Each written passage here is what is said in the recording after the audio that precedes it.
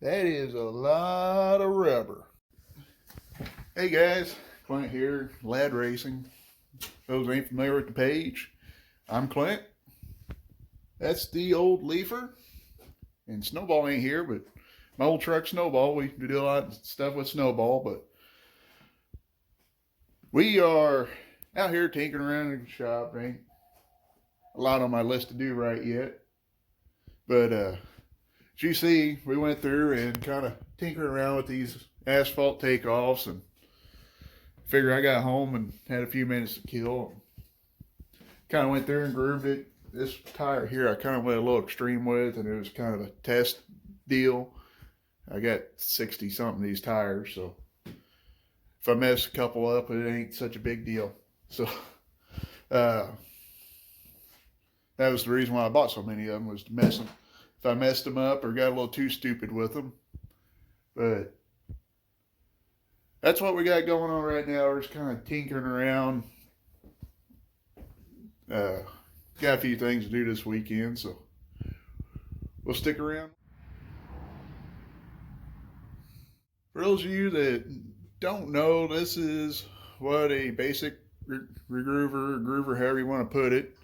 I originally bought it to do truck tires on a semi, truck and trailer, to get extra life out of it. And I have modified some of the old A40 modified tires with it, but the main purpose of it was to save a few bucks, try to get a few extra miles out of my truck and trailer tires. But pretty much you plug it in and give it a few minutes. It gets hot. Got a little, let's see if we can get it in here. It's got a little razor blade on the end there. If the thing would focus, you can see it. But basically all it is, it gets hot, cuts through the tire. The razor blade, it'll cut through the tire when they're fresh, cold, but it helps with the hotter the blade gets, the easier the tire is to get through. So, all right guys, we're going to do something a little different. I'm going to teach you guys how to make one of the best steaks that you're ever going to have. And no, I'm not going to show you my secret recipe on seasoning and all that. But we got Ol Smokey here going, which is a Z-Grills pellet smoker. And I'm going to teach you how to do a reverse sear steak. No, I don't have them out here yet, but we're just getting this thing Ol Smokey fired up. We'll be right back with you. So one of the first things we're going to do is get it up to temperature so we can scrape the grates off and get any dirt or debris that might be on there, and hopefully get it hot enough to where if there's any grease or anything left on a grease trap or whatever you want to call it, we want to get it warm enough that that might melt off and drip down into the drip pan before we ever put the steaks on. So that's what we're doing right now. We're getting ready to do that, clean the grill off, and we use this wooden tool here. We kind of got some divots in the end of it. That's what we use to clean the grates off. It just keeps from scratching the porcelain off.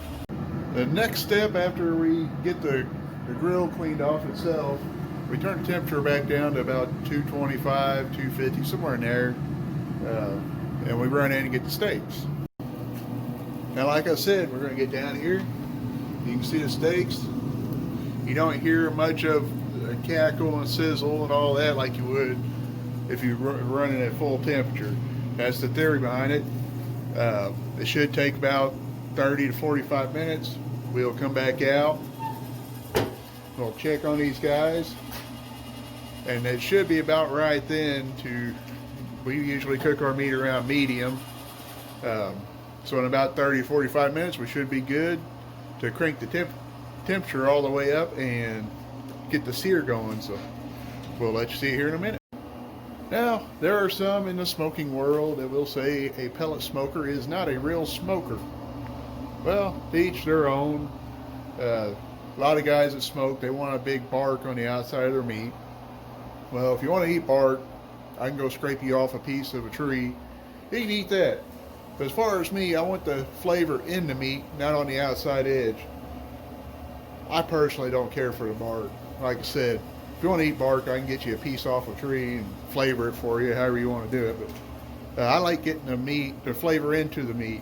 So if you don't want to consider a pellet smoker a real smoker, that's fine. I consider it more of a man oven than anything, but I like the fact that they actually get the flavor of the smoke into the meat, and it's not very complicated to use. I can pretty much, you can set the timer or set the temperature on it, walk away and leave it.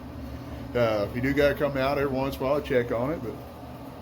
But the biggest thing is that I have found with mine in particular and a few others that I know that run them is you got to pull the insides out and vacuum the burner box and all that out. And other than that, they're pretty easy to maintain.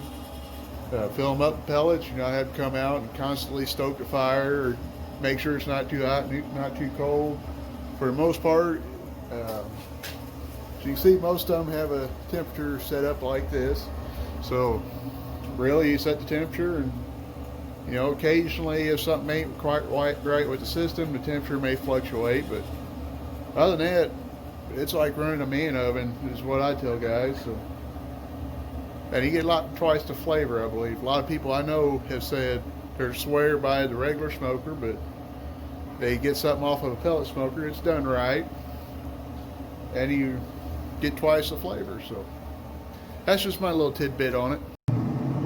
Now, I temperature cook. That means I take a thermometer, as you can see down here. I check the meat, or the temperature of the meat, because the goal is be about 10 degrees off of done temperature, in which we're getting pretty close at.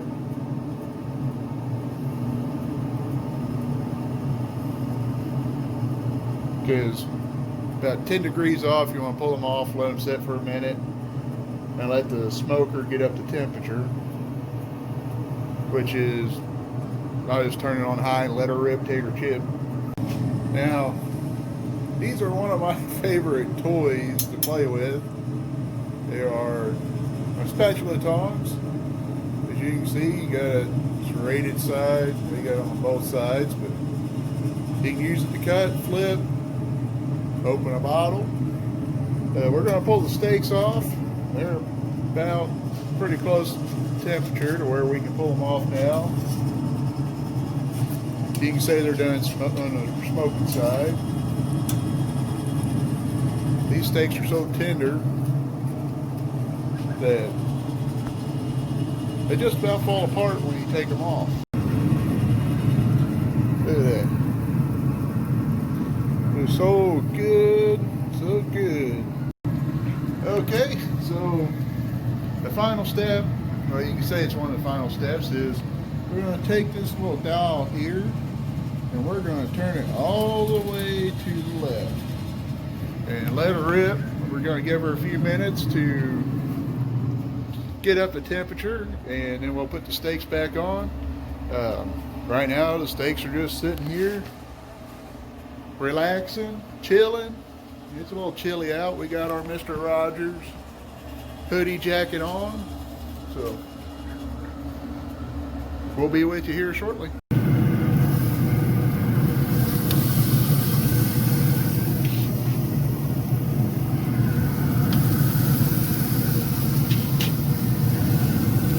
Now we're going to shut the lid. And it takes about a minute and a half, I believe it is, on each side. So we'll be back with you here shortly when we get ready to flip.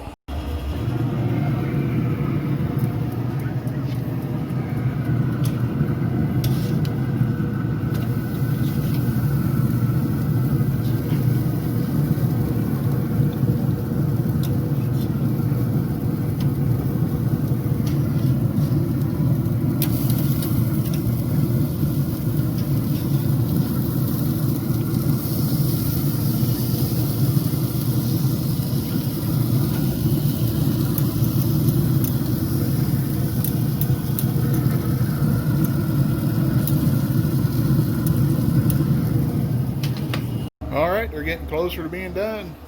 Probably about another minute or two. Temperature pretty cool out, so it's going to take a little bit more. So we might go about 30 minutes on this one.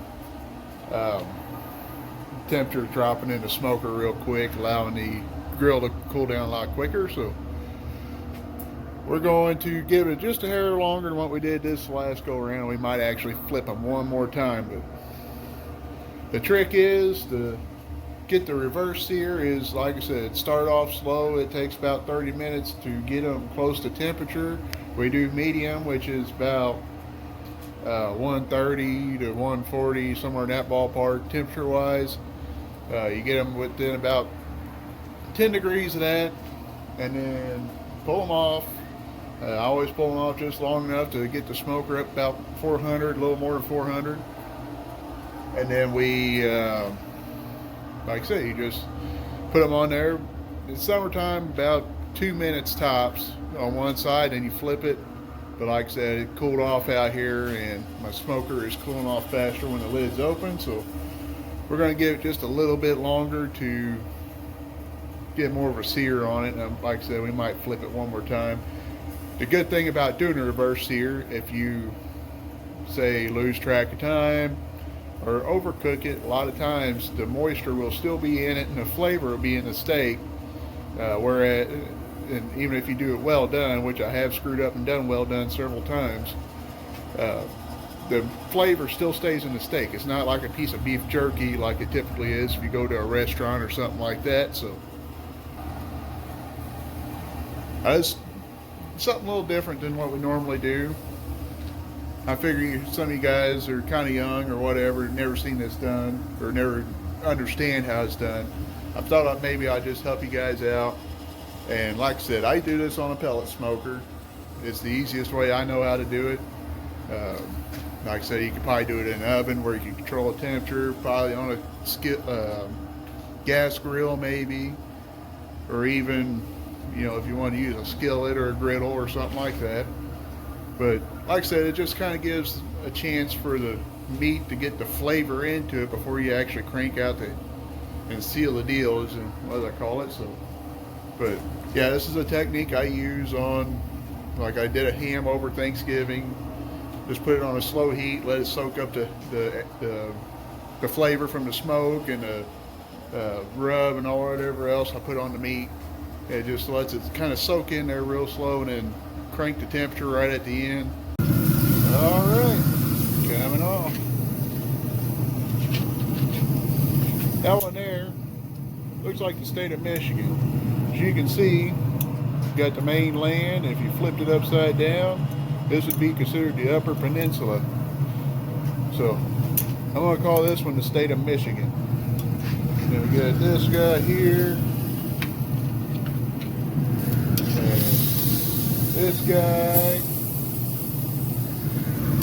This guy here, he's a little wounded.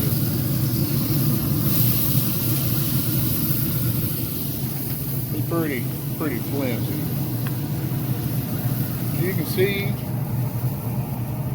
get out of the light here. You can see there, not really burned on the edges. They come off, they taste great usually, and I didn't get it all fancy with my spices and stuff, just kind of used some basic stuff. But I will let you guys know a trick that I've learned with steaks, and there may be some people that got better tips. Just a little bit of soy sauce on them. It goes a long ways when doing steaks. So we're gonna go inside, heat these up. Scraping the grill off before we go inside there. So we're going to go inside and eat these. We're going to head out on the road, try to make a few bucks. I'm standing where Rocky ought to be parked at, but Rocky's gone to get fixed. And hopefully go get him on Friday when we get back in. I'm pulling my usual trailer this week. One of my in-laws' trucks, not one of mine because I only own one, but one of their trucks is broke down, so kind of doing a little trailer swapping this week. I'm pulling my father-in-law's trailer. He's pulling the broke down truck's trailer.